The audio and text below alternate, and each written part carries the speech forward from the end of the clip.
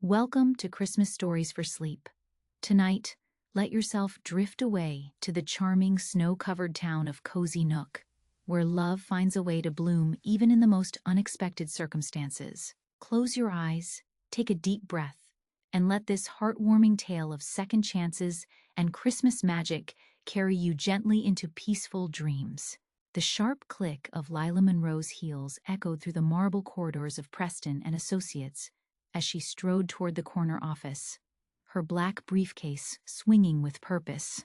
At 28, she was the youngest senior acquisition specialist the firm had ever employed, and she wore that achievement like armor against the skeptical glances of her older colleagues. Outstanding presentation, Monroe, her boss, Richard Preston, said as she entered his glass-walled office overlooking downtown Chicago's bustling financial district. Snow was beginning to fall outside, coating the city in a pristine white blanket that would soon turn to gray slush under the wheels of progress. The Riverside Commons project will net us $12 million in the first quarter alone. Lila allowed herself a small smile of satisfaction as she set down her briefcase. The morning's presentation had gone flawlessly. She'd convinced the board to approve the demolition of a century-old theater to make way for luxury condominiums. It was just business, she reminded herself. Sentiment didn't pay the bills or earn promotions. "Thank you, sir. I'm ready for the next project." She pulled out her tablet, already scrolling through potential acquisitions. The Thompson Manufacturing Building looks promising, or perhaps Actually, Preston interrupted, sliding a manila folder across his mahogany desk. "I have something else in mind. Something smaller, but time-sensitive." Lila frowned as she opened the folder.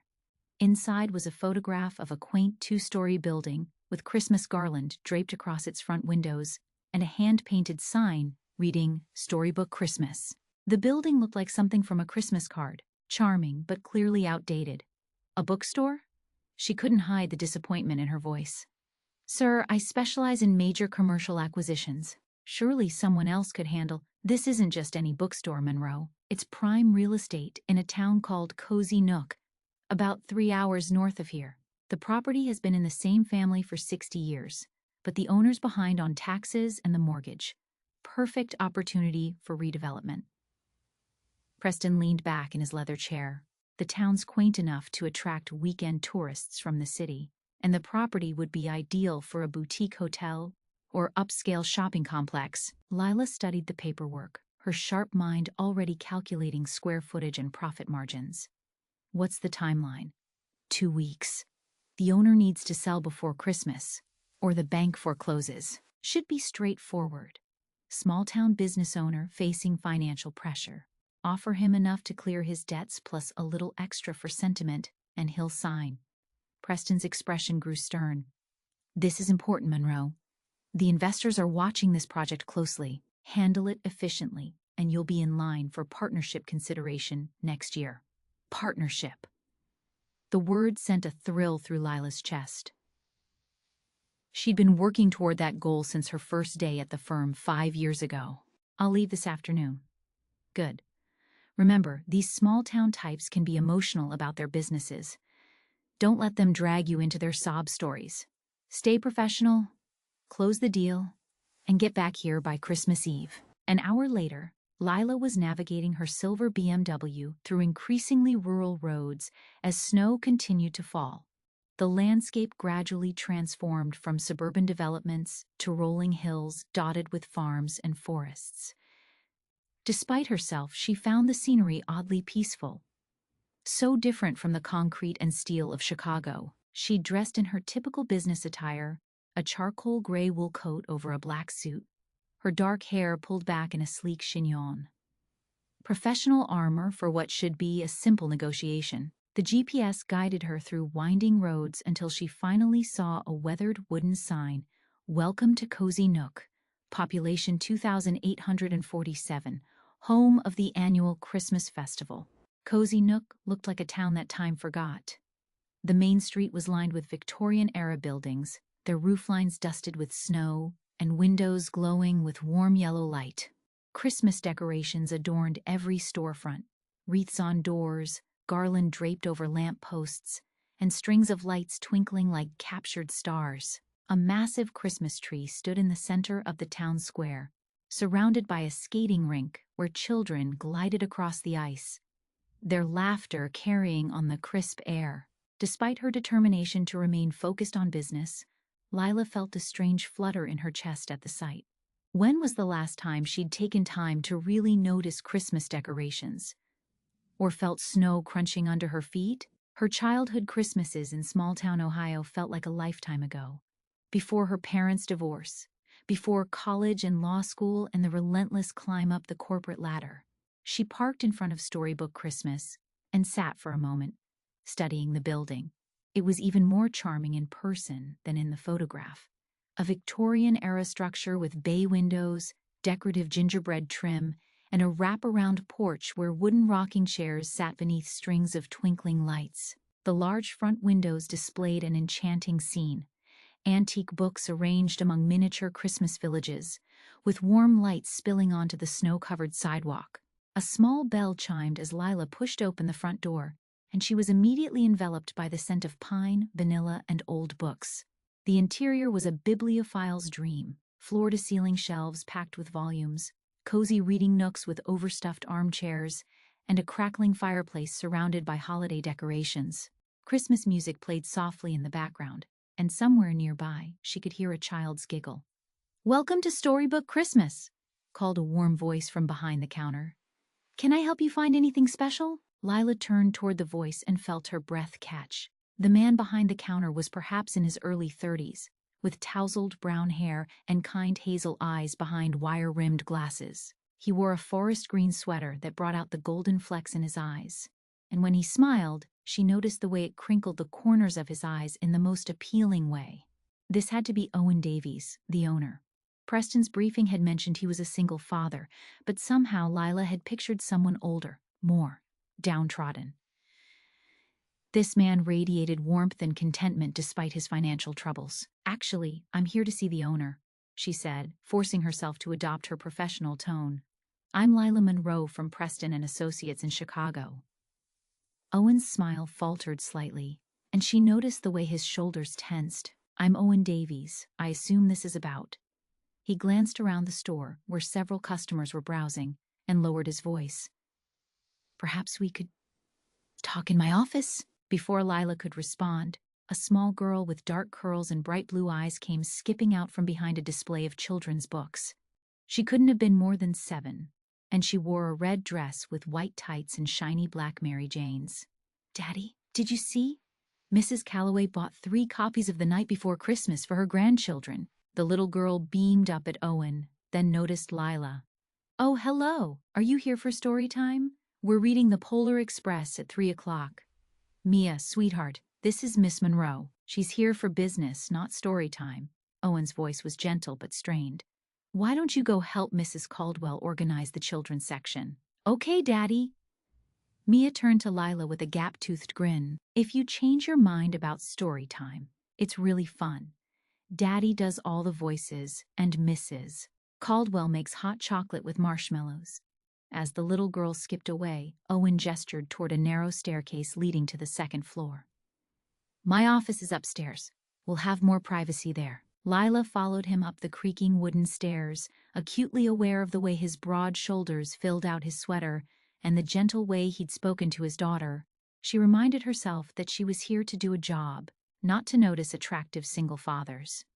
Owen's office was small but welcoming, with built-in bookshelves, a worn wooden desk, and a window overlooking the town square. Family photos lined one shelf. Pictures of Owen and Mia building snowmen, reading together in the store, celebrating birthdays. There were no pictures of a woman, confirming what Preston had told her about Owen being a single father. "Please have a seat," Owen said, gesturing to a comfortable chair across from his desk. "Can I get you some coffee, tea? Mrs. Caldwell just made fresh apple cider." "Coffee would be fine, thank you." Lila settled into the chair and pulled out her tablet, determined to stay focused on business, despite the cozy atmosphere and Owen's obvious hospitality. When Owen returned with 2 steaming mugs, he settled behind his desk with a resigned expression. "I assume you're here about the bank's offer to sell. Actually, I'm here to make you a better offer." Lila pulled up the preliminary figures on her tablet. Preston and Associates is prepared to purchase the property for 20% above the bank's asking price, with the understanding that you'd have 60 days to relocate your business. Owen was quiet for a long moment, staring into his coffee mug. When he looked up, his hazel eyes were sad but determined. Miss Monroe, I appreciate the offer, but this store isn't just a business to me. It's my daughter's heritage, our community's heart. My grandmother started this bookstore in 1962, and my mother ran it until she passed away 3 years ago. The stories that have been shared here, the children who've discovered their love of reading, the seniors who come for book club every Thursday. He shook his head. Some things can't be measured in dollars and cents. Lila had heard similar speeches before from business owners facing buyouts. They always started with sentiment, but when pressed with practical realities, they usually came around. Mr. Davies, I understand your emotional attachment to the property, but surely you want what's best for your daughter? The money from this sale could secure her education, give her opportunities. What's best for Mia is growing up in a community that values stories and imagination and tradition. Owen interrupted, his voice firm but polite. Money can't buy the kind of childhood she's having here. But it can buy her a future, Lila pressed. College tuition, opportunities you might not be able to provide otherwise. And frankly, from what I can see, the store is struggling financially. Wouldn't it be better to sell now while you can pay off your debts and start fresh? Owen's jaw tightened, and for the first time, Lila saw a flash of something harder in his expression. Miss Monroe, with all due respect, you've been in my store for less than an hour. You don't know anything about our community, our customers, or what this place means to the people of Cozy Nook. Lila felt heat rise in her cheeks. She wasn't used to being challenged so directly, especially by someone who was clearly in financial trouble. Mr. Davies, I'm trying to help you. The bank is prepared to foreclose after Christmas. If you don't sell to us, you'll lose everything anyway. Then I'll lose everything fighting for something I believe in, rather than giving up without a fight. Owen stood, clearly ending the meeting. I appreciate you driving all this way, but my answer is no. Lila gathered her things, frustration building in her chest. This was exactly the kind of emotional resistance Preston had warned her about. I'll be staying in town for a few days, she said, handing him her business card. When you reconsider, you can reach me at the Cozy Nook Inn. I won't be reconsidering, Miss Monroe. As Lila made her way back down the stairs, she could hear the gentle murmur of Owen reading to a small group of children gathered around the fireplace. His voice was warm and expressive as he brought the story to life, and she found herself slowing to listen despite her irritation. The train rounded the curve, and there it was, the North Pole, Owen read. His voice filled with wonder. It was just as I had imagined it, only more so. Little Mia was curled up in an oversized armchair, her eyes wide with delight, completely absorbed in her father's storytelling. Around her, other children sat cross-legged on colorful rugs, equally captivated. An elderly woman with silver hair and kind eyes, Mrs. Caldwell, Lila assumed, was ladling hot chocolate into small cups, the rich aroma filling the air. For a moment, Lila felt a strange pang in her chest. She couldn't remember the last time she'd experienced that kind of simple, pure joy. Her life was filled with meetings and deadlines and profit margins, but when had she last felt the magic Owen was creating with nothing more than his voice and a well-loved story?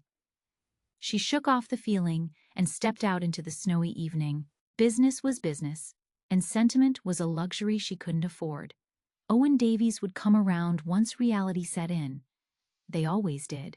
But as she walked toward her car, the sound of children's laughter and Owen's storytelling voice followed her into the night, and she found herself wondering, just for a moment, what it would be like to be part of a world where stories mattered more than spreadsheets.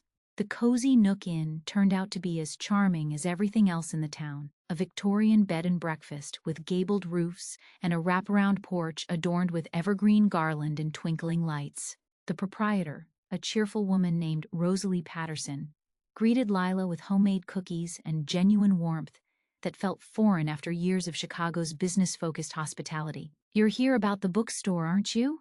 Rosalie asked as she led Lila to a cozy room on the second floor.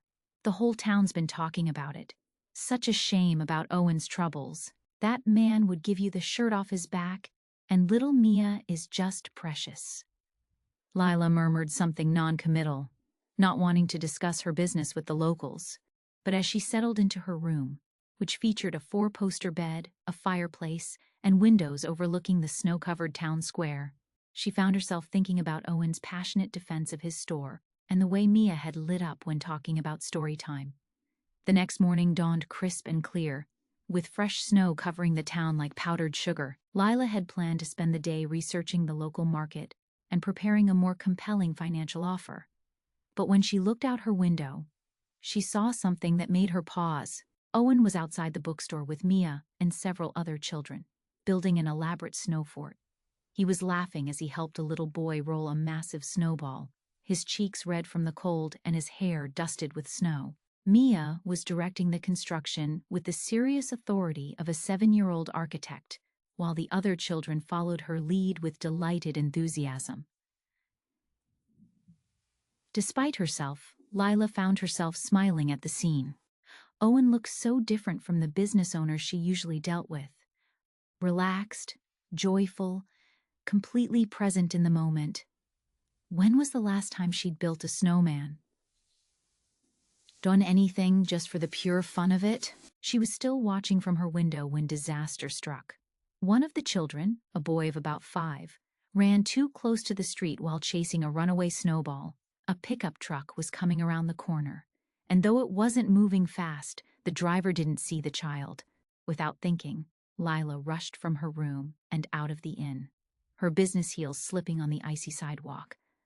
But Owen was already moving, scooping the little boy up just as the truck's driver hit the brakes. The truck stopped with feet to spare, but the child was safe in Owen's arms. "Jasper Hendricks, what have I told you about staying on the sidewalk?" Owen said gently, setting the boy down and kneeling to his eye level. His voice was calm despite what had obviously been a heart-stopping moment. "Sorry, Mr. Davies," the boy mumbled, his lower lip trembling. "I just wanted to get my snowball back." "I know, buddy, but we have to be careful around cars, remember? They can't always see us." Owen brushed snow off the boy's jacket with the patience of someone who clearly spent a lot of time with children. "Why don't you help Mia with the snow fort instead?" The truck driver, a weathered man in his 60s, had gotten out of his vehicle. "Sorry about that, Owen. I didn't see the little guy until the last second. No harm done, Vincent. Kids move fast." Owen stood and shook the older man's hand. "How's Dolores doing?" "Better, thanks for asking. That book you recommended about dealing with arthritis really helped. She wanted me to thank you again." Lila watched the exchange with growing curiosity. Owen seemed to know everyone in town, and more than that, he genuinely cared about their lives. It was so different from the anonymous urban existence she was used to. "Miss Monroe," Mia had spotted her standing on the sidewalk. "Did you see our snow fort? It's going to be the biggest one ever." "It's very impressive," Lila said, carefully making her way across the icy street in her impractical shoes. She felt overdressed in her tailored coat and business attire, compared to Owen's practical winter gear and the children's colorful snowsuits. "Would you like to help?" asked a little girl with red pigtails. "We need someone tall to reach the top." "Oh, I don't think," Lila began, but Mia was already grabbing her hand. "Please? It'll be fun. Daddy, can Miss Monroe help with our snow fort?" Owen looked surprised by his daughter's invitation, but he nodded. "Of course, if Miss Monroe would like to, though you might want to." He gestured at her shoes. Lila looked down at her leather heels, already soaked through from the snow. "I suppose I'm not dressed appropriately for fort construction." "That's okay," chirped the red-haired girl, who Lila learned was named Skylar Chen. "We have extra mittens and boots at the store. Mr. Davies always keeps them for kids who forget theirs." Before Lila quite knew what was happening, she found herself inside Storybook Christmas, being outfitted with borrowed winter gear by an enthusiastic group of children. Owen watched with amusement as Mia helped her into a pair of 2 large snow boots and bright pink mittens. "There," Mia announced. "Now you're ready for snow fort building." The next hour passed in a blur of laughter, snow, and surprising joy. Lila discovered that she remembered exactly how to pack snow for fort walls, and that her corporate negotiation skills translated surprisingly well to mediating disputes between young architects. Owen worked alongside her, and she found herself stealing glances at the way he encouraged each child and made sure everyone felt included. "You're pretty good at this," Owen said during a brief break, as they watched the children add finishing touches to their creation. "Do you have experience with kids?" "Not really," Lila admitted. "I'm usually too busy with work for this kind of thing." She gestured at the elaborate snow fort, which now sported multiple rooms, guard towers, and a flag made from a red scarf. "That's a shame. You're a natural with them." Owen's voice was warm, without judgment. "Mia's already adopted you, I can tell. She doesn't usually warm up to strangers so quickly." Lila felt an unexpected flutter at his words. "She's a wonderful little girl. You're doing a great job raising her." "Thanks. It's not always easy, especially since—" He trailed off, his expression growing distant. "Since her mother died?" Lila asked gently, remembering the absence of family photos that included a woman. Owen nodded, his jaw tightening slightly. "Car accident when Mia was 4. Some days I feel like I'm fumbling through parenthood, trying to be both mother and father to her." "You're not fumbling," Lila said firmly. "Anyone can see how much she adores you and how secure she feels. That's what matters." Owen looked at her with surprise, as if he hadn't expected such kindness from the corporate acquisition specialist who'd come to buy his store. "Thank you. That means more than you know." Their eyes met and held for a moment, and Lila felt something shift between them. It wasn't just attraction, though she was definitely attracted to this man with his gentle strength and obvious devotion to his daughter. It was something deeper, a recognition of shared values she hadn't expected to find. "Daddy! Miss Monroe! Come see the throne room!" Mia's voice broke the spell, and they hurried over to admire the children's latest architectural achievement. As the morning wore on, more townspeople stopped by to check on the construction project. Lila met Emerson Martinez, who ran the hardware store and provided engineering advice for the fort's structural integrity. There was Juniper Russell, a young mother who brought thermoses of hot chocolate for everyone. Dr. Camille Foster stopped by on her way to the clinic, bringing medical expertise to treat a scraped knee and staying to help with the flag installation. What struck Lila most was how naturally Owen fit into this community web. He knew everyone's names, asked about their families, offered help or advice. And everyone, from the elderly shop owners to the young parents, clearly respected and cared about him in return. "You've built something special here," Lila found herself saying as they finally trooped inside to warm up. The bookstore felt even more magical after their snowy adventure, with the fireplace crackling and the scent of Mrs. Caldwell's famous hot chocolate filling the air. "It's not just me," Owen said, hanging up the children's wet mittens and hats. "This whole community built this. Storybook Christmas is just the place where it all comes together." Mrs. Caldwell, who Lila learned was actually Beatrice Caldwell, and had been helping at the store since Owen's mother died, bustled over with steaming mugs. "Owen dear, why don't you show Miss Monroe the back room while I get the children settled for quiet reading time?" Owen hesitated, glancing at Lila. "I don't want to bore you with more bookstore tours." "I'd like to see it," Lila said, surprising herself with how much she meant it. The back room of Storybook Christmas was clearly Owen's private sanctuary. Floor-to-ceiling bookshelves held what looked like rare editions and family treasures. A comfortable reading chair sat by the window, surrounded by stacks of books in various stages of being read. Family photos covered one wall. Owen as a child with his parents and grandmother, his mother behind the store counter, Mia's first steps among the book displays. "This is where my grandmother used to do the bookkeeping," Owen said, running his hand along an antique desk. "She started this store with $500 and a dream. My mother grew up here, met my father when he stopped in looking for a Christmas gift for his mother.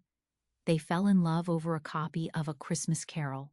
Lila studied the family photos, seeing the clear line of love and dedication that had led to Owen. "And your wife? Did she love the store too?" Owen's expression grew soft and sad. Sarah thought I was crazy for wanting to take over from my mother. She was a teacher, practical, focused on security and benefits and retirement plans. But she humored me, said the store was part of who I was. He picked up a photo of a pretty blonde woman holding baby Mia. She always said Mia would grow up surrounded by magic because of this place. She was right, Lila said quietly. Mia is surrounded by magic. Just. Not the kind you can put in a bank account. Owen looked at her sharply, perhaps hearing something in her voice that surprised him. Is that a problem for you? The lack of measurable magic? Lila considered the question seriously. 24 hours ago, she would have said yes without hesitation. Magic didn't pay mortgages or college tuition or medical bills.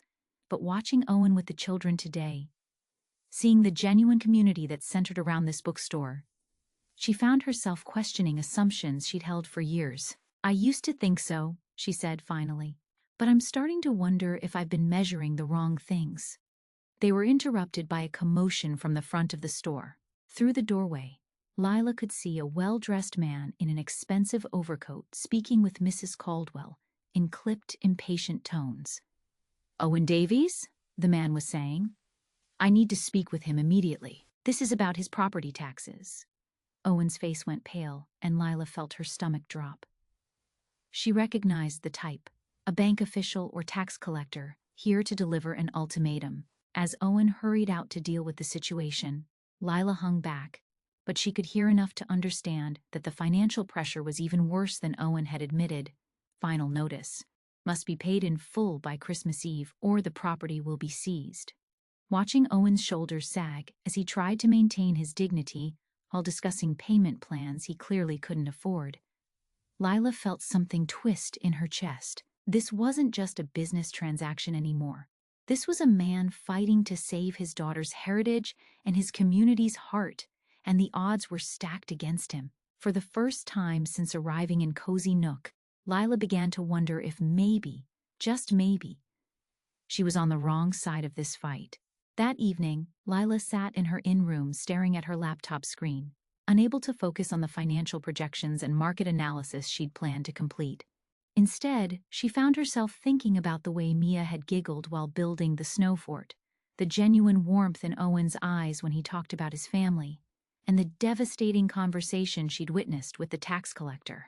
A knock at her door interrupted her thoughts. When she opened it, she found Rosalie Patterson holding a steaming mug and wearing a concerned expression. I brought you some mulled cider, Rosalie said. Thought you might need something warming after the day you've had. Thank you, that's very thoughtful. Lila accepted the mug gratefully, inhaling the cinnamon and apple scents. Mind if I come in for a moment? I promise I'm not trying to interfere, but... Rosalie's expression was gentle but determined. Owen Davies is like a son to me. I've watched him struggle these past 3 years, trying to keep that store running while raising Mia on his own. He's too proud to ask for help, but the whole town knows he's in trouble. Lila gestured for Rosalie to sit in the room's small armchair while she perched on the edge of the bed. I'm just here to do a job, Mrs. Patterson. I don't make the decisions about what happens to the property, but you could influence those decisions, couldn't you? Rosalie's blue eyes were sharp with intelligence. You seem like a smart woman. Surely you can see what Owen has built here. Not just the bookstore, but the community around it. Before Lila could respond, Rosalie continued. Do you know that Owen organizes the annual Christmas book drive for underprivileged children?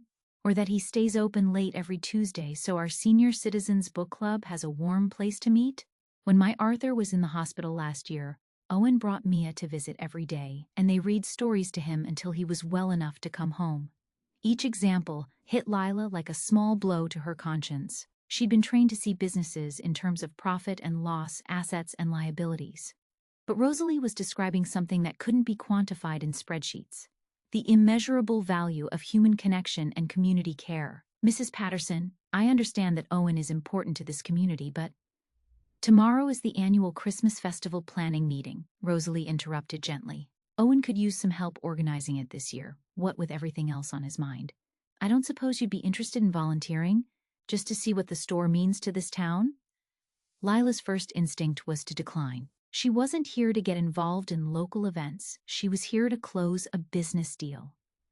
But something in Rosalie's hopeful expression, combined with her own growing curiosity about Owen and his world, made her hesitate. "I wouldn't know the first thing about organizing a festival," she said finally. "Oh, honey, you don't need special knowledge. You just need to care." Rosalie stood, her mission apparently accomplished. "The meeting's at 7 tomorrow night, right here in the inn's parlor. Think about it." After Rosalie left, Lila found herself wandering to the window again, looking out at the snow-covered town square. The Christmas tree sparkled with hundreds of lights, and she could see people ice skating on the small rink, their movements graceful in the glow of old-fashioned street lamps. It was like a scene from a Christmas card, almost too perfect to be real. But she'd spent time in that picture today, building snow forts with children and laughing with Owen, and it had felt more real than anything she'd experienced in years. The next morning brought a fresh snowfall and an unexpected encounter at the inn's breakfast table.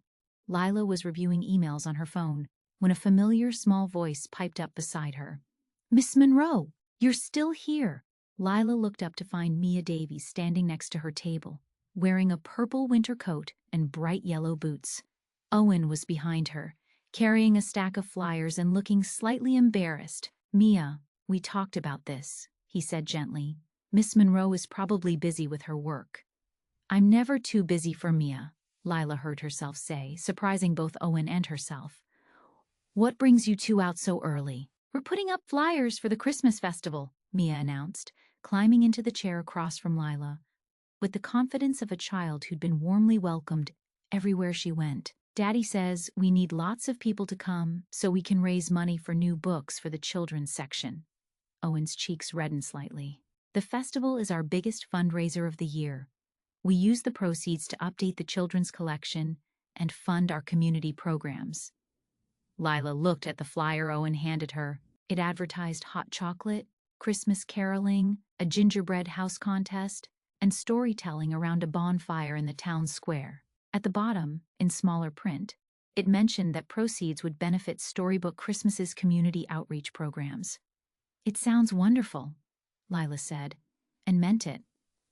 "How long have you been organizing this festival?" "This will be my 3rd year," Owen replied. "My mother started it as a small book reading event, but it's grown into something the whole town looks forward to. Last year, we raised enough money to start a literacy program for adults who never learned to read properly." Mia leaned forward conspiratorially. "Daddy, tell her about the story contest." "Well," Owen said, his eyes lighting up, "we have a tradition where people can submit their own Christmas stories to be read aloud at the festival. Some are funny, some are touching, and some are, well, let's just say enthusiastically written by our younger community members." "Mrs. Chen wrote one about her cat finding Santa's sleigh," Mia giggled. "And last year, Mr. Turner wrote a story about Christmas trees that could talk, and they all wanted to be the biggest one in the forest." Listening to their easy chatter about the festival, Lila felt a pang of longing for the kind of community she'd never really experienced. Growing up, Christmas had been a series of obligations, polite family dinners, exchanged gifts chosen for appropriateness rather than sentiment, performances of holiday joy that felt hollow. The idea of a whole town coming together to celebrate stories and literacy was foreign but deeply appealing. "Would you like to help us put up flyers?" Mia asked suddenly. "It's really fun, and everybody likes to talk about the festival when we visit their shops." Owen looked mortified. "Mia, Miss Monroe has important work to do. We can't just—" "Actually," Lila interrupted, closing her laptop, "I'd love to help." The next 2 hours were unlike anything Lila had experienced in her professional life. She found herself trooping through Cozy Nooks downtown with Owen and Mia, visiting every shop and business to deliver flyers and chat about festival plans. At each stop, she was introduced as Miss Monroe, who's visiting from Chicago, with no mention of her real purpose in town. At Martinez Hardware, she met Emerson's wife Dahlia, who insisted on showing her the Victorian dollhouse they were donating as a festival raffle prize. At Chen's family restaurant, Mrs. Chen emerged from the kitchen to discuss her plans for a hot chocolate booth and to share her famous ginger cookies. Dr. Foster's clinic was their next stop, where the young doctor was enthusiastically planning a booth about winter safety for children. What struck Lila most was how naturally Owen fit into each conversation. He knew Mrs. Chen's arthritis was acting up and asked about her grandson's college applications. He remembered that Dr. Foster had been worried about her elderly patients during the cold snap and offered to check on them during his book deliveries. He praised Dahlia Martinez's dollhouse craftsmanship and asked thoughtful questions about her woodworking hobby. "You really know everyone," Lila observed as they walked between shops, Mia skipping ahead through the snow. "Small town?" Owen said with a shrug. "Plus, the bookstore has always been kind of a community center. People stop by to chat, ask for advice, share news. My mother used to say that a good bookstore keeper needs to be part librarian, part therapist, and part friend." "And part magician?" Lila asked, thinking of the wonder she'd seen in children's faces during story time. Owen smiled, that warm expression that was becoming dangerously familiar. "Especially part magician. Books are magic, you know. They can transport you anywhere, make you feel less alone, help you understand yourself and others." "What's more magical than that?" They were standing outside the town's small library, and through the windows, Lila could see elderly patrons reading newspapers by the window and a young mother reading to her toddler in the children's section. It was a peaceful, timeless scene, and she found herself thinking about Owen's words. When had she stopped believing in the magic of stories? She'd been an voracious reader as a child, losing herself in tales of adventure and romance and possibility. But somewhere along the way, between college and career climbing, she'd relegated books to leisure reading and focused on reports, projections, and market analysis. "Miss Monroe," Mia said, tugging on her coat sleeve, "are you coming to the festival planning meeting tonight? Mrs. Patterson said you might help us." Lila looked down at the little girl's hopeful face, then at Owen's carefully neutral expression. She knew he didn't expect her to get involved, probably didn't even want her there, given her real reason for being in town. But something about the morning spent seeing his community through his eyes had shifted something inside her. "Yes," she said, making the decision even as she spoke. "I'd like to help if I can." Owen's surprised smile was worth whatever complications this decision might create. That evening, the inn's parlor was packed with what seemed like half the town's population. Lila recognized many faces from their morning flyer distribution, but there were also newcomers, families with children, elderly couples, young professionals who must have driven in from surrounding areas. Owen stood at the front of the room with a clipboard and a slightly overwhelmed expression. As people called out suggestions for festival activities, volunteer schedules, and logistics concerns, Lila found herself naturally organizing the chaos, suggesting they break into committees and creating sign-up sheets for different responsibilities. "You're good at this," murmured Elena Wright, a young teacher who'd volunteered to coordinate the children's activities. "Have you organized events before?" "Different kinds of events," Lila replied diplomatically, "but the principles are the same. Clear communication, defined responsibilities, realistic timelines." What she didn't mention was how different it felt to organize something for joy rather than profit, for community building rather than corporate advancement. By the end of the meeting, she'd somehow found herself co-chairing the entire festival committee alongside Owen, with specific responsibility for vendor coordination and logistics. "I can't believe how much we accomplished tonight," Owen said as they walked out of the inn together, Mia sleeping peacefully in his arms. "Usually these meetings involve a lot more debate and a lot less actual planning. You just needed someone to wrangle the enthusiasm into actionable steps," Lila said, then paused. "Owen, I hope I wasn't overstepping. I know you didn't expect me to get so involved." Owen stopped walking and turned to face her, his expression serious in the glow of the street lamps. "Lila, what you did tonight, the way you helped bring everyone together, made sure every voice was heard. That's exactly what this festival needed, what this community needed." It was the first time he'd used her first name, and hearing it in his warm voice sent an unexpected thrill through her. They stood there in the softly falling snow, Mia peaceful between them, and for a moment, Lila felt like she was part of something bigger than herself. "I should get Mia home," Owen said finally, his voice slightly husky. "But Lila, thank you. For today, for tonight, for caring about something that matters to us." As Lila watched him walk away through the snow, she realized with a growing sense of panic that she was falling for more than just Owen Davies. She was falling for his daughter, his community, his way of life, everything she'd come to Cozy Nook to destroy. The next few days passed in a whirlwind of festival preparations that left Lila no time to think about the real reason she'd come to Cozy Nook. Every morning, she found herself heading to Storybook Christmas to coordinate with vendors, organize volunteers, and tackle the endless details that made the difference between a chaotic event and a magical celebration. Working alongside Owen felt natural in a way that surprised her. Where she brought organizational skills and business acumen, he contributed creativity and deep knowledge of his community's needs and personalities.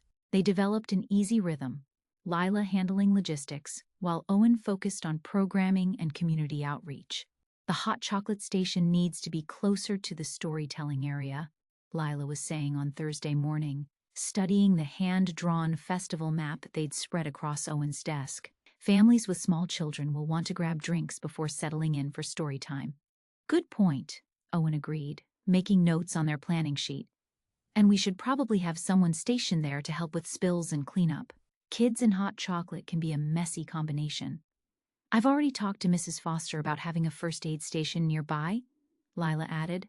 Nothing major, just basic supplies for scraped knees and chocolate-stained mittens. Owen looked up from his notes with an expression of wonder. You've thought of everything, haven't you? This is going to be the most organized festival in Cozy Nook history. I just want it to be perfect, Lila said, then caught herself. When had she started thinking of this as her festival, too? I mean, I want it to be perfect for you, for the community. There was something in Owen's eyes that made her heart skip a beat. Lila, can I ask you something? Of course. Why are you really doing this? I mean, I'm grateful beyond words, but you came here for business, and instead you're spending your time planning a small-town Christmas festival. Your firm must be wondering where you are. Lila felt a flush of guilt. She'd been checking emails and taking calls from Preston, giving vague updates about making progress and building rapport with the locals. She wasn't technically lying, but she wasn't being honest either. I told you, I want to help, she said, which was true, even if it wasn't the complete truth. But why? Owen persisted gently. What's in this for you? Lila struggled to find words for feelings she barely understood herself. I think I'm discovering things about myself that I didn't know were there. This community, the way you all care for each other, the way you've made something beautiful out of something simple. I've never experienced anything like it. Owen set down his pen and gave her his full attention. What's your life like in Chicago? Busy, Lila said automatically, then reconsidered. Actually, that's not quite right. It's full, but not necessarily fulfilling. I work 12-hour days. I have a beautiful apartment I never have time to enjoy. I go to networking events that feel more like obligations than social gatherings. I'm successful by every measure that matters, but you're not happy, Owen finished softly. The simple statement hit Lila like a physical blow because it was so absolutely true. When had she last felt genuine happiness? Not satisfaction at closing a deal or pride in a professional accomplishment, but actual joy? I used to be, she said quietly, or I thought I was. But being here, seeing what you've built, watching the way Mia lights up during story time, I'm starting to realize I've been measuring success by the wrong standards. Owen reached across the desk and covered her hand with his. His touch was warm and comforting, and Lila felt a dangerous flutter of hope. It's not too late to change those standards, he said. People reinvent their lives all the time. Before Lila could respond, the conversation was interrupted by Mia's excited voice from the front of the store. Daddy, Miss Lila, come quick. It's snowing again, and Mrs. Chen says we can make snow angels in the square. They spent the next hour in the town square with a group of children, creating an elaborate snow angel village, while adults watched from the warmth of nearby shops.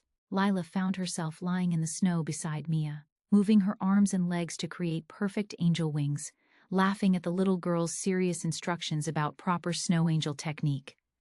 Yours is beautiful, Miss Lila, Mia declared, examining Lila's creation with the critical eye of an expert. But you need to make the wings bigger. Angels need big wings so they can fly really high. Like this? Lila adjusted her technique and Mia nodded approvingly. Perfect. Now you're making a guardian angel. Those are the best kind because they protect people they love. Owen, who was helping a group of boys build a snow dragon nearby, looked over at them with an expression so tender, it made Lila's breath catch. In that moment, lying in the snow with his daughter while he watched them with obvious affection, she felt like she was part of a family in a way she'd never experienced before. The moment was broken by her phone ringing. Preston's name flashed on the screen, and Lila felt reality crash back over her like a bucket of cold water. "I need to take this," she said apologetically, brushing snow off her borrowed jacket. "Lila!" Finally, Preston's voice was sharp with impatience. "I've been trying to reach you for days. Please tell me you've closed the deal and are heading back to Chicago." Lila walked away from the group, lowering her voice. "I'm still working on it. The owner is resistant to negotiation. How resistant could he be? You're offering him a way out of financial ruin. Make him understand the reality of his situation." "It's complicated," Lila said, watching Owen help Mia to her feet and brush snow from her hair. "This isn't just a business transaction for him. The store has deep, personal, and community significance." "Lila, I'm going to stop you right there." Preston's voice was cold. "I don't care if the man has an emotional attachment to the property. Our investors expect results, and I expect my senior associates to deliver them. You have until Monday to close this deal, or I'm sending someone else to finish what you apparently can't." The line went dead, leaving Lila staring at her phone with a sick feeling in her stomach. Monday was only 4 days away. 4 days before someone else came to town with a harder edge and less patience for Owen's attachment to his family legacy. "Everything okay?" Owen asked, appearing beside her with concern in his eyes. "Fine," Lila lied, forcing a smile. "Just work checking in." But as they walked back toward the bookstore, Mia chattering excitedly about their snow angels, Lila felt the weight of her deception growing heavier with each step. She was falling in love with Owen Davies, with his daughter, with their entire way of life, and she was still the person who'd come to destroy it all. That evening, after helping close the store and saying goodbye to Owen and Mia, Lila found herself walking aimlessly through Cozy Nook's quiet streets. The town was beautiful in the early darkness, with Christmas lights twinkling in windows and the soft glow of street lamps illuminating the falling snow. But the beauty felt tainted now by her growing guilt and confusion. She ended up at the town's small park, where a gazebo decorated with evergreen garland provided a quiet place to think. Her phone buzzed with a text from her assistant back in Chicago. "Quarterly reports need review by Friday. Patterson merger documents need signature. 3 clients requesting meetings for next week." Her real life was waiting for her back in Chicago, a life she'd worked hard to build, that provided financial security and professional respect. But as she sat in the gazebo surrounded by Cozy Nook's peaceful beauty, that life felt as foreign as if it belonged to someone else entirely. "Lila? What are you doing out here alone?" She looked up to find Owen approaching, his breath visible in the cold air. He'd changed from his work clothes into a thick sweater and jeans, and he looked worried. "I needed some air," she said. "Some time to think." Owen sat beside her on the gazebo's wooden bench, maintaining a careful distance but radiating warmth. "Want to talk about it?" Lila almost laughed at the irony. The one person she most wanted to confide in was the one person she absolutely couldn't tell the truth. "Have you ever felt like you were living someone else's life?" she asked instead. "Like you'd made choices that seemed right at the time, but when you looked up years later, you didn't recognize the person you'd become?" Owen was quiet for a long moment, considering her question. When Sarah died, he said finally, "I felt like that. We'd had plans. She was going to go back to teaching.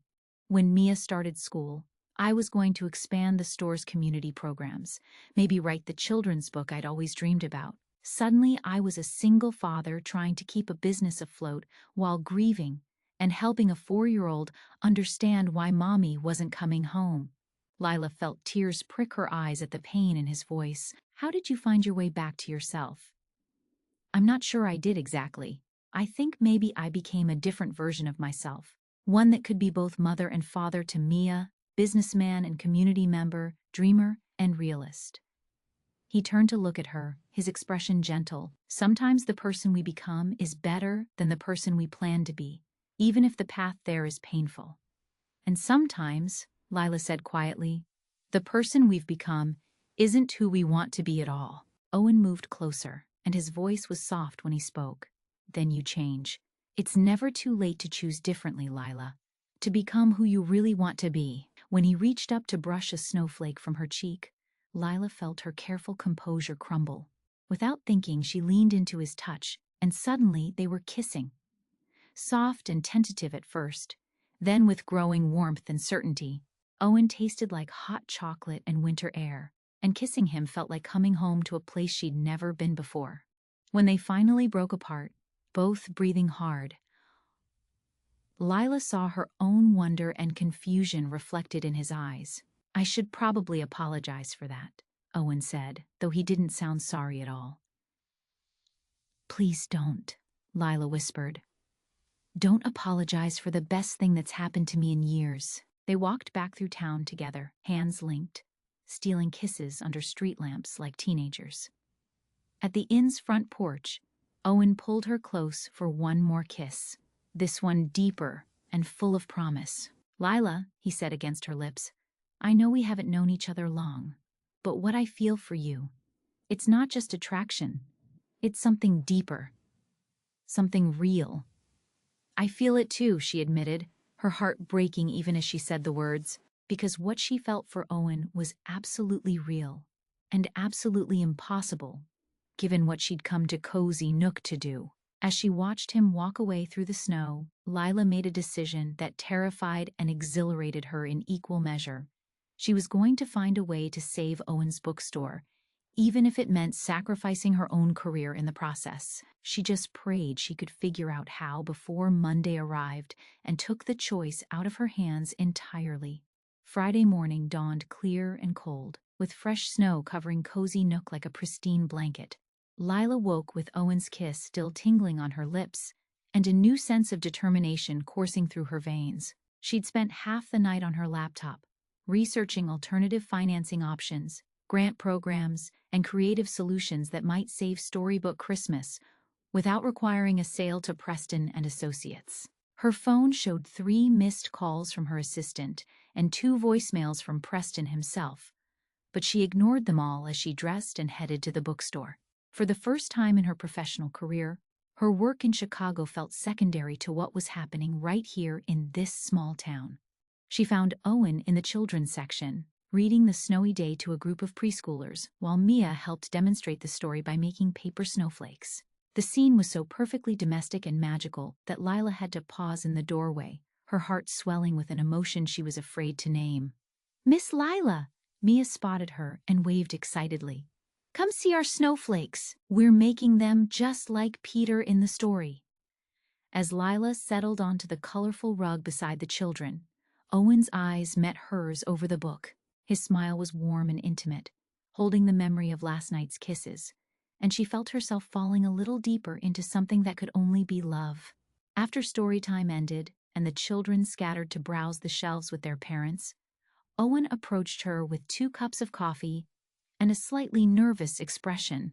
I was thinking, he said, handing her a mug, since today is relatively quiet and Mia's at her friend's house until dinner, maybe you'd like to see more of Cozy Nook? There are some beautiful trails in the woods behind town, perfect for snowshoeing. I'd love that, Lila said immediately. Though I should warn you, I've never been snowshoeing before. I'll teach you, Owen promised, his eyes crinkling with amusement. It's easier than it looks, and the trails are gorgeous this time of year. An hour later, Lila found herself strapped into borrowed snowshoes, following Owen along a trail that wound through snow-covered pines and hardwoods. The only sounds were the whisper of their snowshoes through the powder and the occasional call of a winter bird. The world felt muffled and magical, like they were walking through a Christmas card. This is incredible, Lila breathed, pausing to admire a grove of birch trees whose white bark stood out starkly against the snow. How long have these trails been here? Some of them are old logging roads from the 1800s, Owen explained, stopping beside her. Others were created by the town for recreation. My mother used to bring me out here when I was Mia's age, especially when I was having a bad day. She said the woods had a way of putting things in perspective. She sounds like she was a wise woman. She was, Owen agreed softly. I think you would have liked each other. She believed in the power of stories to heal and connect people, and she would have appreciated what you're doing for the festival. They continued deeper into the woods, and Owen pointed out wildlife tracks in the snow, deer, rabbits, and what he claimed were fox prints near a frozen stream. Lila found herself relaxing in a way she hadn't in years, her usual mental checklist of tasks and deadlines fading into background noise. Can I ask you something personal? Owen said as they paused at a clearing that offered a stunning view of snow-covered hills rolling into the distance. Of course. Last night, when you asked about living someone else's life, what did you mean? What's the life you think you should be living instead? Lila considered the question as she gazed out at the peaceful landscape. I used to think I wanted to make a difference in the world. In college, I majored in economics, but minored in social justice. I had dreams about using business to solve problems, to help communities thrive instead of just maximizing profits. What happened to those dreams? Reality, I guess. Student loans, job market pressures, the need to prove myself in a competitive field. It's easy to compromise your ideals one small step at a time until you wake up one day and realize you've become someone you don't recognize. Owen moved closer, his expression serious. It's not too late to find your way back to those dreams, you know. Maybe not in exactly the same form, but the core of what you wanted, to make a difference, that's still possible. Is it? Lila turned to face him fully. I'm 31 years old with a career that's built on acquisitions and redevelopment.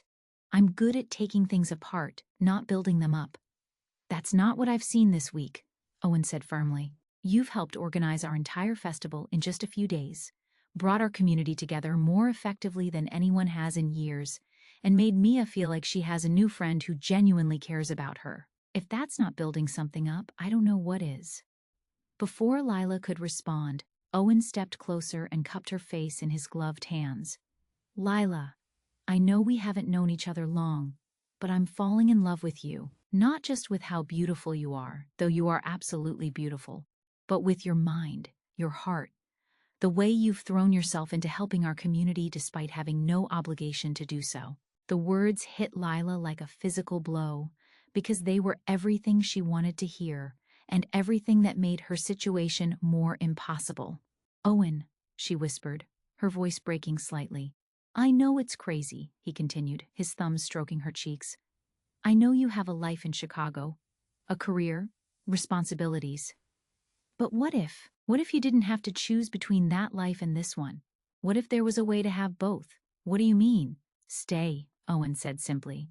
Not permanently, not yet, but for a while. See if what we're feeling is real, if it can grow into something lasting. Cozy Nook could use someone with your business skills. You could consult for local businesses, help them grow sustainably, or start your own venture, something that aligns with your values instead of compromising them. The possibility he was painting was seductive and terrifying. Lila could picture it. Mornings at the bookstore helping with story time, afternoons working with local entrepreneurs, evenings spent with Owen and Mia like they were a real family. It was everything she'd never known she wanted. Owen, there's something I need to tell you, she began. Knowing she couldn't accept his offer or even consider a future with him without being honest about why she'd come to Cozy Nook in the first place. But before she could continue, her phone rang with Preston's ringtone. The harsh sound cut through the peaceful woods like a chainsaw, destroying the intimate moment and reminding her forcefully of the real world waiting outside this snow-covered fairy tale. I have to take this, she said apologetically, seeing the anger in Preston's expression as she glanced at the screen. Monroe, where the hell are you? I've been trying to reach you all morning. Lila walked a few steps away from Owen, lowering her voice. I'm working on the acquisition. These things take time when you're dealing with emotional attachments. Well, time's up. I've just gotten off the phone with our investors, and they want this deal closed by Monday, or they're walking. No extensions, no negotiations. Either you get Davies to sign or you're off the project and possibly off the partnership track entirely. Lila felt the blood drain from her face.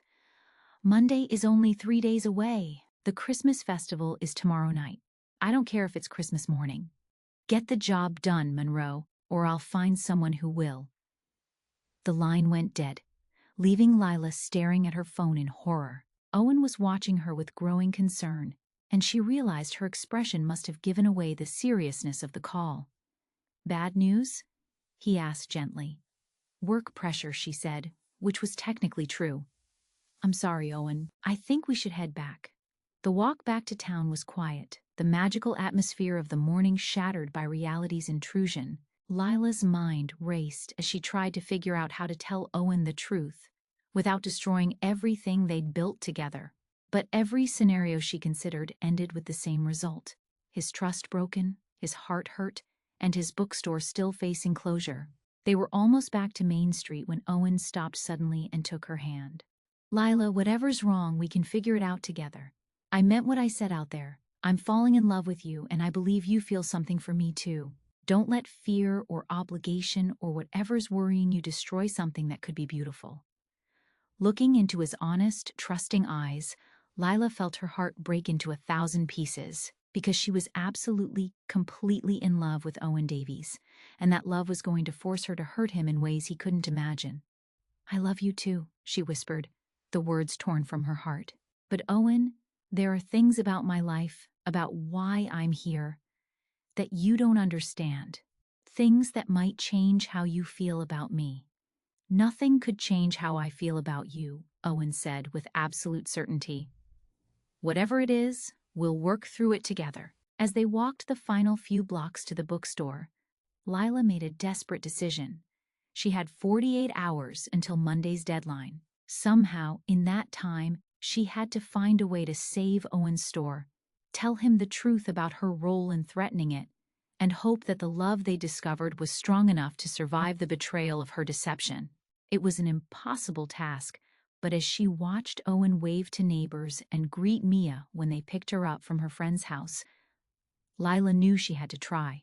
Love had found her in the most unexpected place, and she wasn't going to give it up without a fight. Even if that fight was against her own past choices and the career she'd spent years building. Saturday morning arrived with gray skies and an ominous feeling that matched Lila's growing anxiety. The Christmas festival was scheduled for that evening, and the entire town buzzed with excitement and last-minute preparations.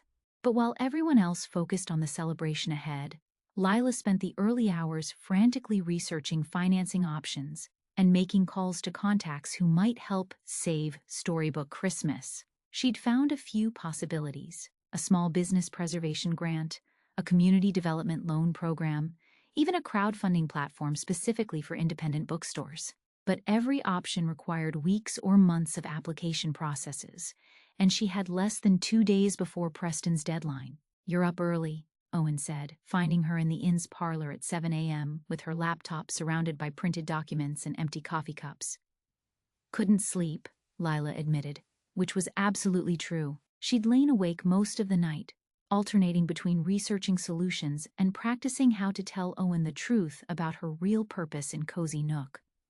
Owen sat beside her, studying the papers scattered across the coffee table. Grant applications, community development loans. Lila, what is all this? This was her chance, the perfect opening to explain everything. But when she looked into Owen's concerned eyes, the words stuck in her throat. Today was the festival, the event they'd worked so hard to organize together. How could she destroy his happiness on what should be one of the most important days of the year for his community? Just some research, she said weakly. Ideas for local business development. Owen's expression shifted to something she couldn't quite read. Lila, you've been acting strange since yesterday's phone call. What's really going on? Before she could answer, Mia came bounding into the parlor, already dressed in her festival outfit, a red velvet dress with white tights and shiny black shoes. Miss Lila! Daddy! Are you ready for the best festival ever? She spun in a circle, making her dress flare out. Mrs. Patterson said I can help serve hot chocolate, and Mr. Martinez finished the dollhouse for the raffle, and Mrs. Chen made enough ginger cookies for the whole county. Owen's face lit up at his daughter's excitement, and Lila felt her heart clench. This little girl had no idea that her family's livelihood hung in the balance, that the store she loved might be gone within days. "We're very ready, sweetheart," Owen said, scooping Mia into a hug. "This is going to be the most magical Christmas festival Cozy Nook has ever seen." The day passed in a blur of festival preparations. Lila threw herself into the work, partly to help ensure the event's success, and partly to avoid any more probing questions from Owen. She coordinated vendors, directed setup crews, and solved a dozen last-minute crises with the efficiency that had made her successful in corporate acquisitions. But as the afternoon wore on and townspeople began gathering in the square for the festival's 6 o'clock start, Lila's phone buzzed with increasingly urgent messages from Preston and her assistant.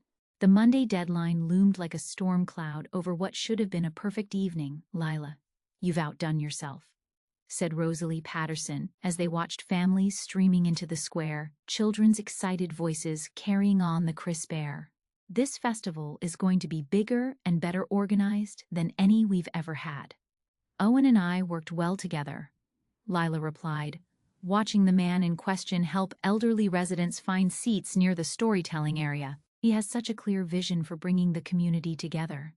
"He does indeed," Rosalie agreed, then gave Lila a knowing look.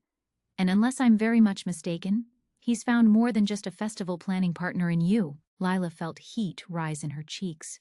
"Mrs. Patterson, oh honey, the whole town can see how that man looks at you, and how you look at him, for that matter. Owen hasn't been this happy since before Sarah died. Whatever happens with the bookstore troubles, at least he's found love again." The words hit Lila like a physical blow. The whole town was watching their romance, celebrating Owen's happiness, believing that she was part of his solution rather than his problem. The weight of her deception felt crushing. As 6 o'clock approached, the festival officially began with Owen welcoming everyone from a small stage decorated with evergreen boughs and twinkling lights. He looked handsome and confident in his dark wool coat, his voice carrying clearly across the square as he thanked volunteers and sponsors. "This festival represents the very best of Cozy Nook," he said, his gaze finding Lila in the crowd. "It shows how much we can accomplish when we work together, support each other, and remember what truly matters during the season of giving and gratitude." The crowd applauded, and Lila felt tears prick her eyes.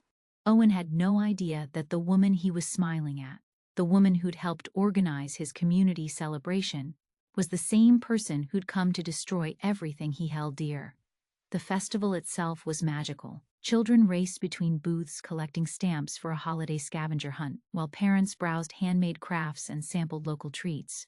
The hot chocolate station was overwhelmed with customers, and the gingerbread house contest drew creative entries from every age group. Music filled the air, a local high school choir singing carols, followed by a folk duo performing winter songs around the bonfire. Lila found herself swept into the celebration, despite her emotional turmoil. She judged the gingerbread house contest alongside Dr. Foster and Mr. Martinez, laughed at the children's enthusiastic story submissions, and helped serve dinner from the various food booths. For a few hours, she almost forgot about Preston's deadline and her impossible situation. The evening's highlight was Owen's storytelling performance. He'd chosen A Christmas Carol for the adult audience, and his dramatic reading brought Dickens's characters to life in the flickering bonfire light. Lila watched from the crowd, mesmerized by his expressive voice and animated gestures, seeing again why children and adults alike were drawn to his gift for bringing stories to life. "He's wonderful, isn't he?" whispered Elena Wright, the young teacher who'd been helping with festival coordination. "Mia's so lucky to have a father who makes magic wherever he goes." "He is pretty special," Lila agreed, her heart aching with love and guilt in equal measure. As Owen reached the story's climax, Scrooge's transformation from miser to benefactor, Lila felt her phone vibrate with an incoming call. Preston's name on the screen made her stomach lurch, but she couldn't answer in the middle of Owen's performance. She let it go to voicemail, then slipped away from the crowd to listen to the message. "Monroe, this is your final warning. I don't care what small-town Christmas pageant you're attending, but you need to close this deal immediately." Our investors met today and they're threatening to pull funding for the entire Cozy Nook development project if we don't have signed contracts by Monday morning. Get Davies to sign, or I'm sending Henderson up there tomorrow to finish the job.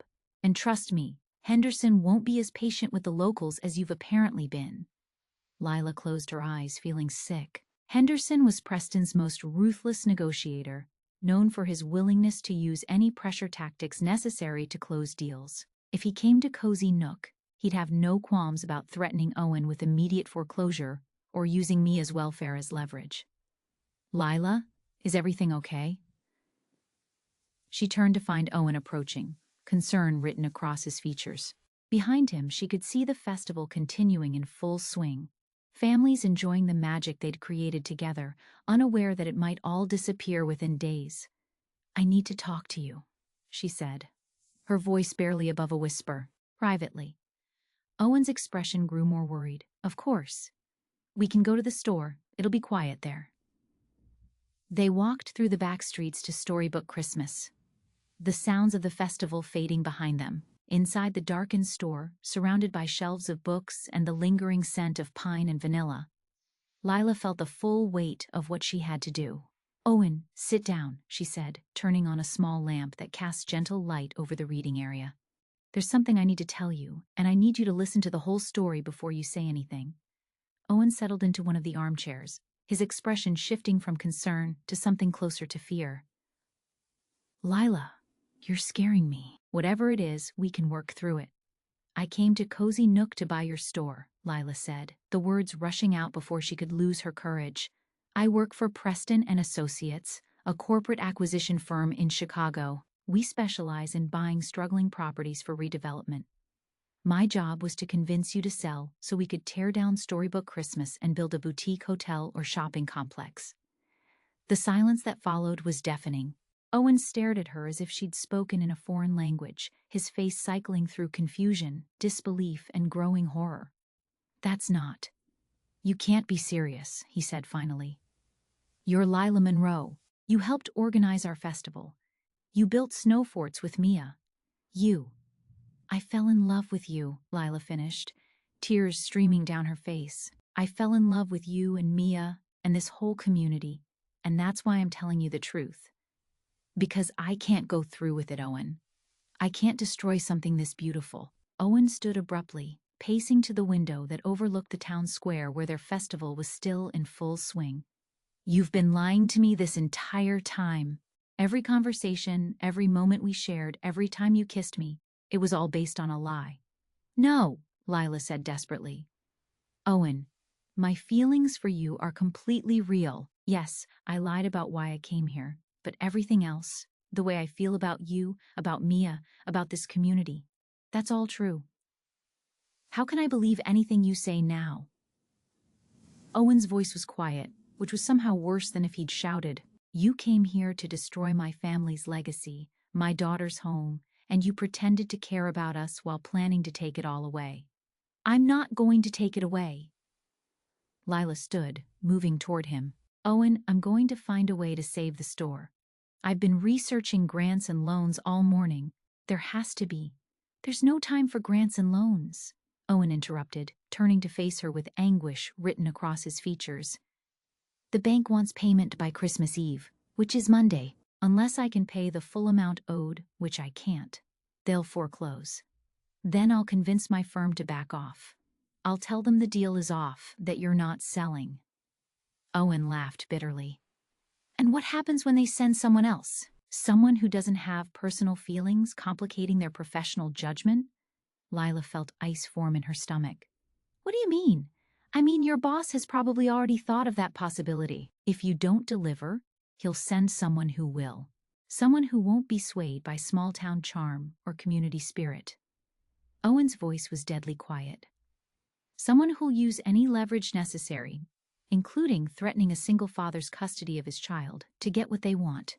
The accuracy of his prediction made Lila feel physically sick. Owen, I won't let that happen. I'll quit my job before I let them hurt you or Mia. And then what? You've already admitted that time has run out for other financing options. Whether you quit or not, my store is still going to be foreclosed on Monday. Owen sat heavily in his chair, looking defeated in a way that broke Lila's heart. At least if you handle the sale, I can trust that you'll try to make it as painless as possible. Owen, no. There has to be another way. There isn't, he said firmly. And the worst part is, I understand why you did this. You came here to do a job, and then real life got complicated. I don't blame you for that, Lila, but I can't forgive you for lying to me, for letting me fall in love with someone who was planning to destroy my world. The finality in his voice made Lila's knees buckle. She sank into the chair across from him, feeling like her heart was being ripped from her chest. I love you, she whispered. That was never a lie. I know, Owen said sadly. But sometimes love isn't enough. Is it? Sometimes the damage is too great, the trust too broken to repair. They sat in silence for several minutes, the distant sounds of the festival a cruel reminder of the happiness they'd shared just hours earlier. Finally, Owen stood and walked to his desk, pulling out a folder. I've been expecting this day for months, he said, holding out a set of papers. These are the sale documents. I've already signed them. All you need to do is fill in the purchase price and buyer information. Lila stared at the papers in horror. Owen, please don't do this. Give me time to find another solution. There is no other solution, and we both know it. Owen's voice was gentle but final. Take the documents, Lila. Call your boss, close your deal, and go back to Chicago. Let this be over quickly, before anyone else gets hurt. As Lila reluctantly took the papers, Owen walked toward the store's front door. I need to get back to the festival. Mia will be wondering where I am, and I don't want her last memories of tonight to include seeing her father fall apart. Owen, wait, Lila called desperately. What about us? What about what we mean to each other? Owen paused at the door, not turning around. I think you made that choice when you decided to come here under false pretenses. Some bridges once burned can't be rebuilt. As the door closed behind him, Lila collapsed into sobs that shook her entire body. She'd found love and lost it in the same moment, destroyed by her own deception and the career she'd once thought was so important. Outside, she could hear the festival winding down, families heading home with full hearts and happy memories. But inside Storybook Christmas, surrounded by the books and dreams that would soon be gone forever, Lila felt like her world had ended, and the worst part was knowing that she had no one to blame but herself. Lila spent Saturday night pacing her in-room, clutching the signed sale documents, and wrestling with the most important decision of her life. Outside her window, Cozy Nook slept peacefully under a blanket of fresh snow, unaware that one of its most beloved institutions might disappear within hours. She'd tried calling Preston to tell him she wouldn't go through with the sale, but his voicemail was full. Her emails bounced back with an auto-reply saying he was unavailable until Monday morning. Even her assistant wasn't answering, probably enjoying her weekend and expecting Lila to handle the Cozy Nook situation independently. Sunday morning brought no clarity, only the crushing weight of Owen's words echoing in her mind. Some bridges, once burned, can't be rebuilt. She'd destroyed the trust of the man she loved, and soon she'd be forced to destroy his livelihood as well, unless she could find a miracle solution in the next 24 hours. At noon, unable to bear the isolation any longer, Lila walked to Storybook Christmas. The store was closed for Sunday, but she could see Owen and Mia through the front window, sitting by the fireplace reading together. The sight of them, so peaceful and content, unaware of the storm about to break over their lives, made her heart ache with fresh pain. She was about to turn away when Mia spotted her and ran to the door, pressing her face against the glass with excitement. Owen looked up from his book, his expression closing off when he saw Lila, but Mia was already unlocking the door. Miss Lila, I was hoping you'd come by. Daddy and I are reading The Lion, the Witch, and the Wardrobe, and there's a part where Lucy meets Mr. Tumnus that reminded me of when I first met you. Mia grabbed Lila's hand, tugging her into the warmth of the store. You both seemed sad at first, but then you became friends with everybody. Owen stood slowly, his posture tense. Mia, sweetheart, Miss Lila probably has things to do. Actually, Lila interrupted, looking directly at Owen despite the pain in his eyes, I was hoping to talk to you both. There's something important I need to explain. Daddy told me you might have to go back to Chicago soon, Mia said, settling back into her reading chair with the unconscious confidence of a child who'd always been surrounded by love and security. But I told him you wouldn't leave without saying goodbye properly. The simple faith in Mia's words nearly broke Lila's composure. She knelt beside the little girl's chair, taking her small hands gently. Mia, I do have to go back to Chicago, but before I do, I want you to know that meeting you has been one of the best parts of my whole life. You're smart and kind and creative, and your daddy is so lucky to have you. I'm lucky to have him too, Mia said seriously. Even when things are hard, like with the store having money problems, Daddy always makes sure I feel safe and loved. Owen's face went white. Mia, we talked about this. You don't need to worry about... I know, Daddy. You always fix everything. Mia looked between her father and Lila with the wisdom that sometimes came from children who'd experienced loss early in life. But sometimes grown-ups need help too, don't they? And friends help each other. Lila felt tears threatening as she looked at this incredible little girl, who'd somehow grasped the adult complexities swirling around her. You're absolutely right, sweetheart. Friends do help each other. Standing, Lila faced Owen directly. I need to tell you both something important. I came to Cozy Nook because my company wanted to buy this building and tear it down to build something else. My job was to convince your daddy to sell the bookstore. Mia's eyes went wide. You wanted to make our bookstore disappear? I thought I did, Lila said honestly. But then I met you and your daddy, and I saw how special this place is. I saw how it brings people together, how it makes children love stories, how it's the heart of this whole community, and I realized I'd been wrong about what matters in life.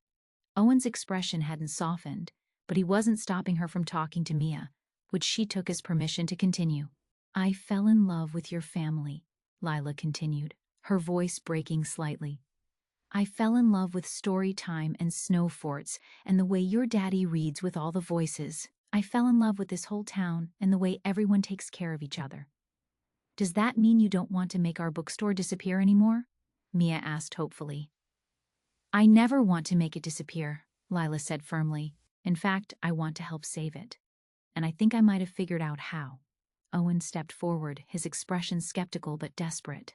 Lila, we've been through this. There's no time for grants or loans. Not grants or loans, Lila interrupted. Investment. Owen, what if someone wanted to become a partner in Storybook Christmas? Someone who could pay off the debt and help expand the business, but who would never want to change what makes it special. I don't understand, Owen said slowly. Lila pulled out her phone, showing him the screen where she'd been reviewing her investment portfolio and retirement accounts all morning. I have savings. A lot of savings, actually. Money I've been accumulating for years without really knowing what I wanted to do with it. What if I invested it in Storybook Christmas? Owen stared at the numbers on her screen, his mouth falling open. Lila, this is more than enough to pay off the debt and renovate the building and expand the inventory. But I can't possibly not accept. Partnership, Lila said firmly. I'm not offering charity, Owen. I'm offering to invest in a business I believe in, with a partner I trust completely. But your career, your life in Chicago... Go to hell, Lila said with feeling, then glanced at Mia apologetically. Sorry, sweetheart. I meant it can go away. I've been miserable in Chicago, doing work that doesn't matter to anyone except corporate profit margins. Being here, helping with the festival, working alongside you, it's shown me what I really want to do with my life. Owen was quiet for a long moment, processing what she was offering. You're talking about completely changing your life, leaving everything you've worked for. To build something better, Lila finished. Owen, I know you don't trust me right now, and I understand why. But everything I feel for you, for Mia, for this community, that's real. The happiest I've been in years is right here in this bookstore, and if you'll let me, I want to help make sure it never has to face closure again. Mia looked between the adults with growing excitement. Does this mean Miss Lila would stay in Cozy Nook? And we could keep our bookstore? It's not that simple, sweetheart, Owen said gently, his eyes still fixed on Lila's face. Trust is something that has to be rebuilt carefully. But you could try, couldn't you? Mia pressed. That's what you always tell me when something seems too hard, that we should try our best and see what happens. Lila felt her heart swell with love for this wise little girl. Your daddy's right that trust takes time to rebuild. But Mia, I promise you this, whether your daddy decides to accept my partnership offer or not, I'm going to make sure no one takes away your bookstore. That's a promise from someone who loves you both very much. Owen was quiet for several more minutes, staring out the window at the town square where families were enjoying their Sunday afternoon. Finally, he turned back to Lila. The partnership would be 50-50? Equal say in all decisions? If that's what you want, Lila agreed immediately. This is your family legacy, Owen. I would never want to change the essential character of what you've built. And you'd really leave your career in Chicago? For a small-town bookstore that barely breaks even most months? Lila smiled, feeling more certain than she'd ever felt about anything. Owen, the past week has been the first time in years that I've woken up excited about the day ahead. Working with you, being part of this community, helping organize something that brings people joy instead of just generating profit. It's everything I didn't know I was missing. What about when your company sends someone else to pressure me into selling? They won't, Lila said with confidence. Because tomorrow morning, I'm calling Preston to tell him I'm quitting, and that the Cozy Nook deal is permanently off the table.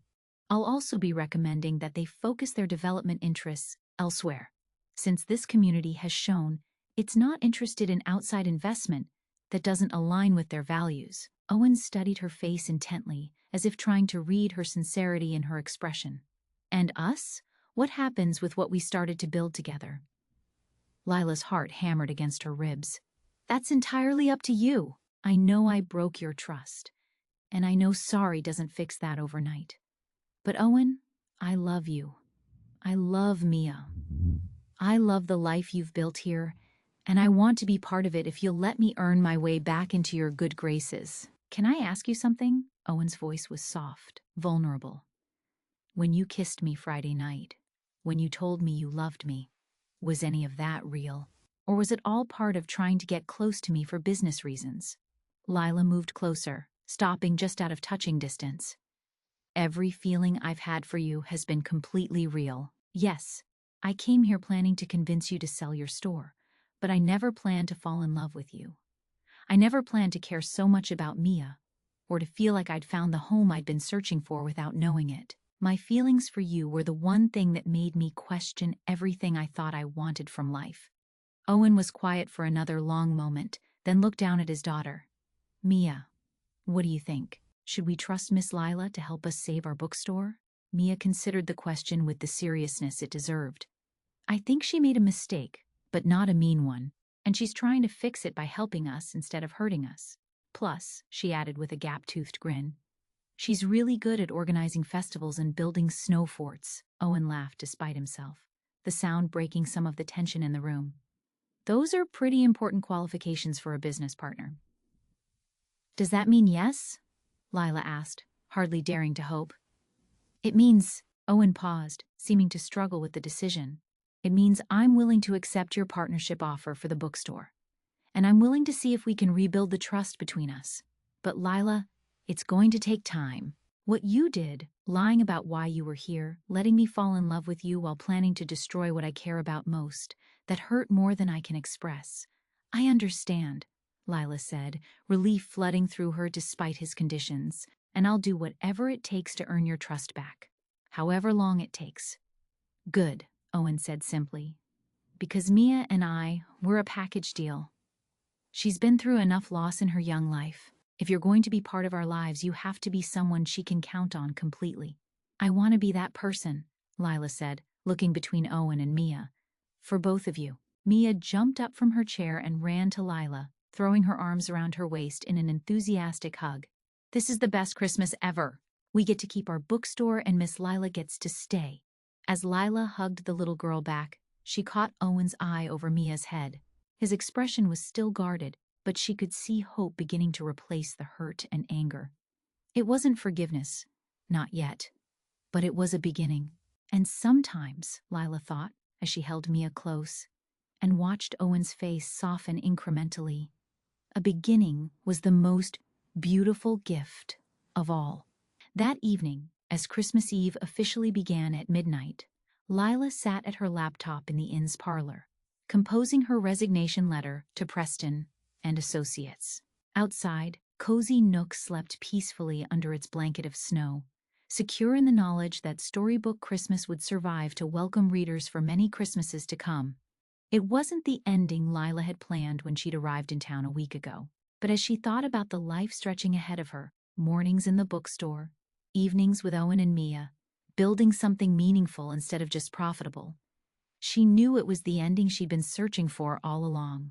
Christmas Eve, 1 year later, snow was falling softly outside Storybook Christmas as Lila finished arranging the last of the evening's refreshments on the table near the fireplace. The store was decorated for its annual Christmas Eve celebration.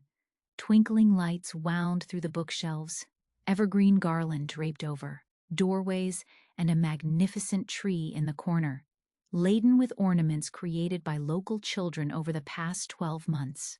"The mulled cider smells perfect," Owen said, appearing beside her with a tray of Mrs. Chen's famous ginger cookies.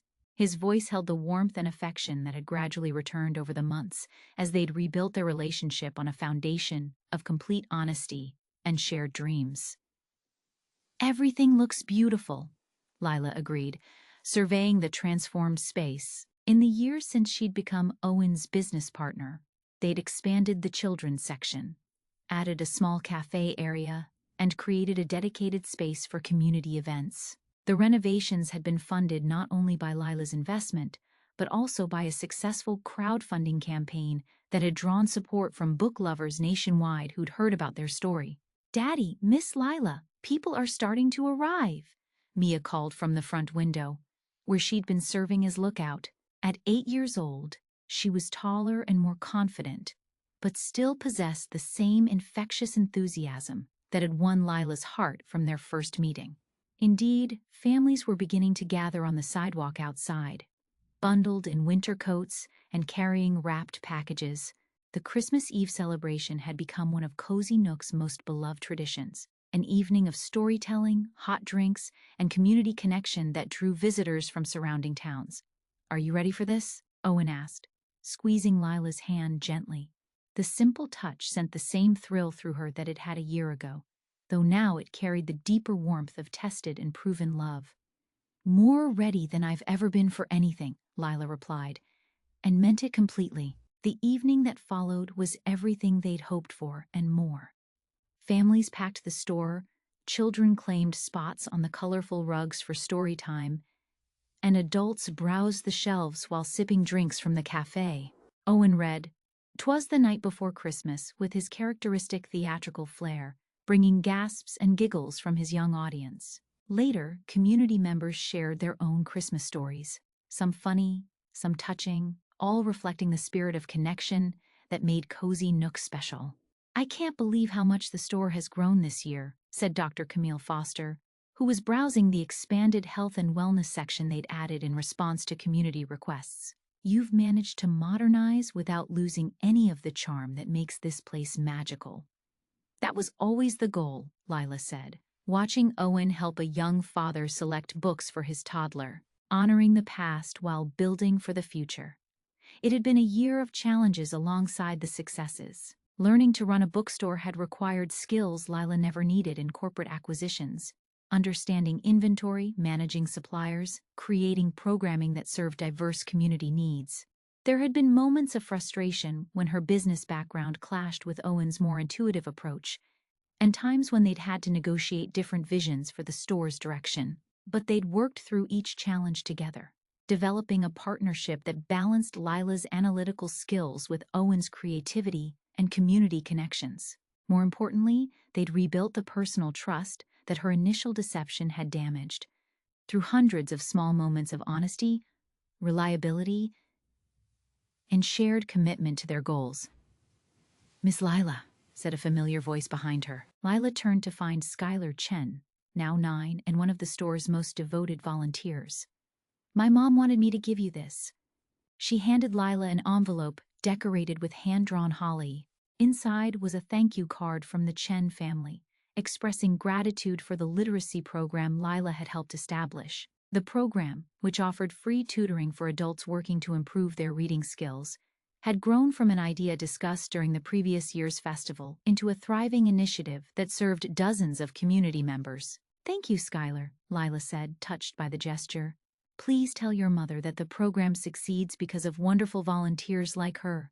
As the evening wound down and families began heading home with new books and full hearts, Lila found herself reflecting on the dramatic changes in her life over the past year. She'd traded her Chicago high-rise apartment for a cozy cottage just 2 blocks from the bookstore.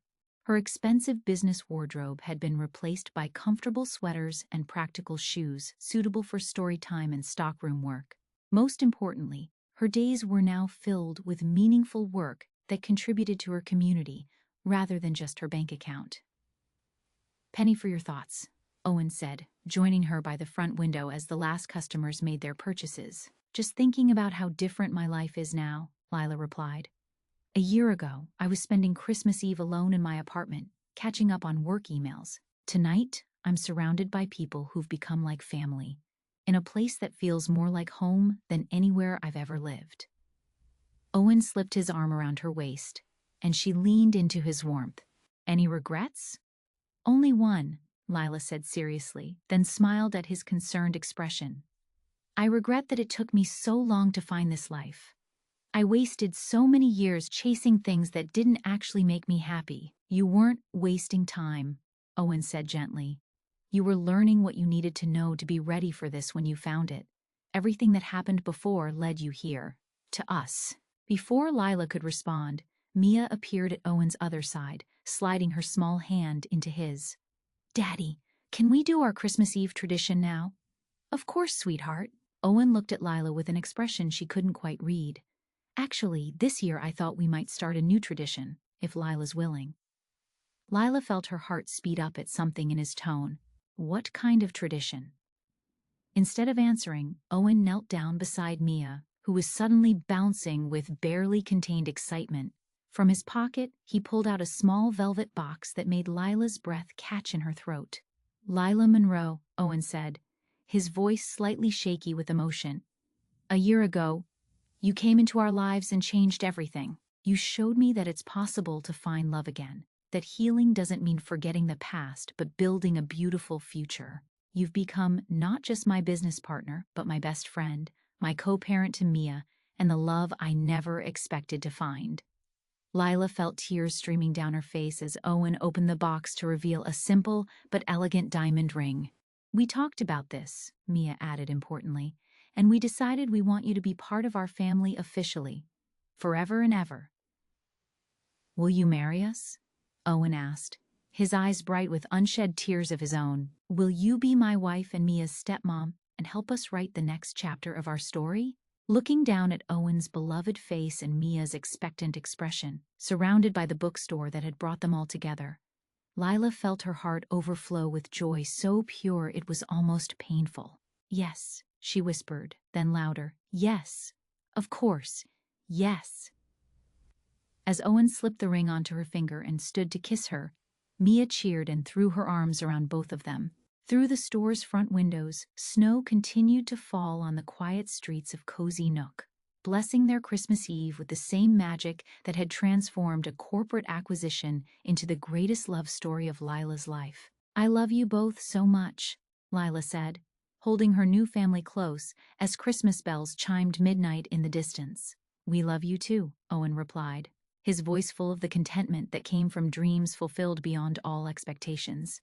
And in that moment, surrounded by thousands of stories but finally living her own perfect happy ending, Lila knew that sometimes the best chapters of life began not with carefully laid plans, but with the courage to let love rewrite the entire story. Outside, Cozy Nook settled into Christmas morning under its blanket of snow, and inside Storybook Christmas, 3 hearts beat in perfect harmony, ready to begin their forever together. And so ends our tale of love found in the most unexpected place, where stories brought hearts together and Christmas magic made all dreams come true. Rest peacefully now, knowing that somewhere in the world, love stories like this unfold every day, and tomorrow brings new possibilities for your own magical chapters yet to be written. Sweet dreams.